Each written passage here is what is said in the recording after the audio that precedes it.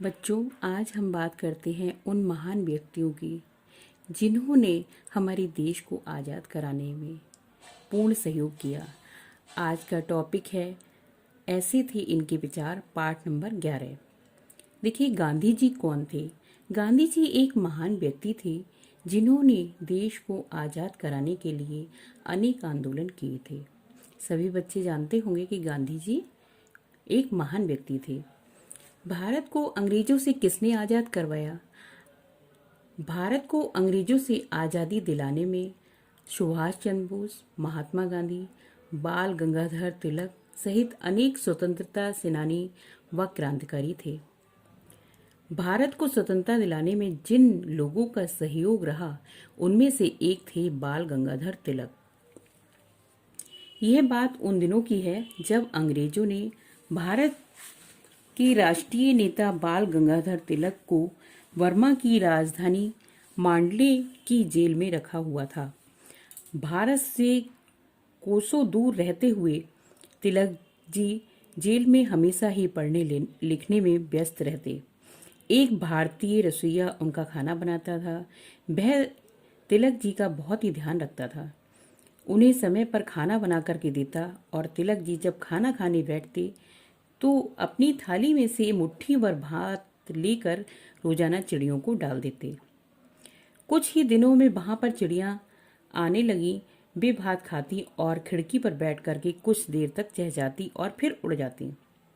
धीरे धीरे उनका डर दूर हो गया। वे निडर होकर के कमरे के भीतर दरवाजे और खिड़की पर बैठी रहती। तिलक जी कुछ लिखते तो उनके कंधों पर चुपचाप बैठ जाती, मानो समझती हो कि अभी शोर नहीं करना चाहिए। एक दिन तिलक जी भोजन कर रहे थे। चिड़ियां चहक चहक कर उनके चारों ओर मंडरा रही थीं।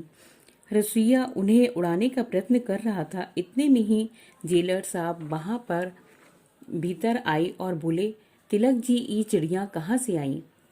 तिलक जी बोले, यहीं की हैं, मैं साथ तो लाया नहीं हूँ। जेलर ने बताया, जब से वह यहाँ आया था उसने यहाँ पर चिड़ियां देखी ही नहीं, क्योंकि उससे पूर्व जो जेलर था उन्हें मरवा देता था।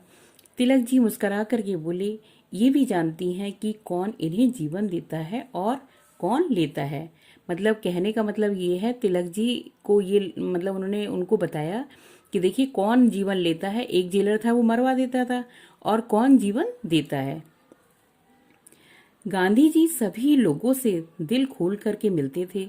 उनके मन में छोटे बड़े, अमीर गरीब का कोई भी भेदभाव नहीं था।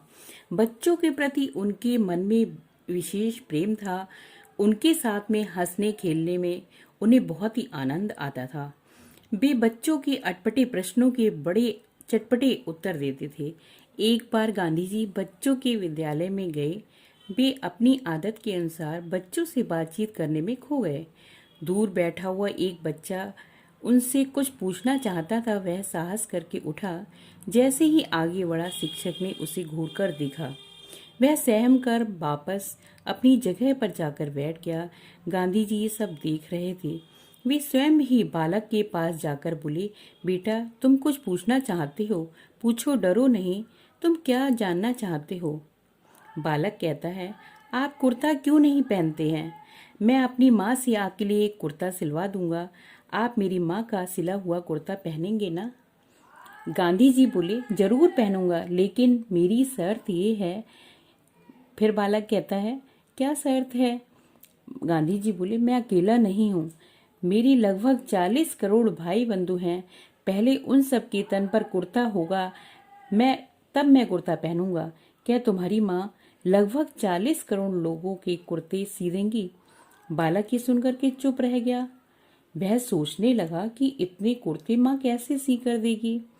गांधी जी ने उनके मन के भाव को समझ लिया। उन्होंने बालक की पीठ थपथपाई और हंसते हंसते कक्षा से बाहर चले गए। बच्चों, आपको पाठ कैसा लगा? देखिए, इसमें बूंद बूंद ज्ञान क्या दिया है कि विद्यार्थी का बाल्यकाल सबसे महत्वपूर्ण स्वरूप है। जिस अवस्था में आप लोग चल रहे हैं, ये बहुत ही अच्छा है। उस समय पर प्राप्त ज्ञान को विद्यार्थी कभी नहीं भूलता। जो चीजें आप आज सीखेंगे वो जिंदगी भर आप कभी भी नहीं भूलेंगे। ठीक है। और इस पाठ से हमें क्या संदेश मिलता है कि जीवन लेने वाले से जीवन देने वाला बड़ा होता है। देश प्रेम और देशवासियों के प्रति भाईचारे की भावना मनुष्य को ऊंचा उठाती है। धन्यवाद।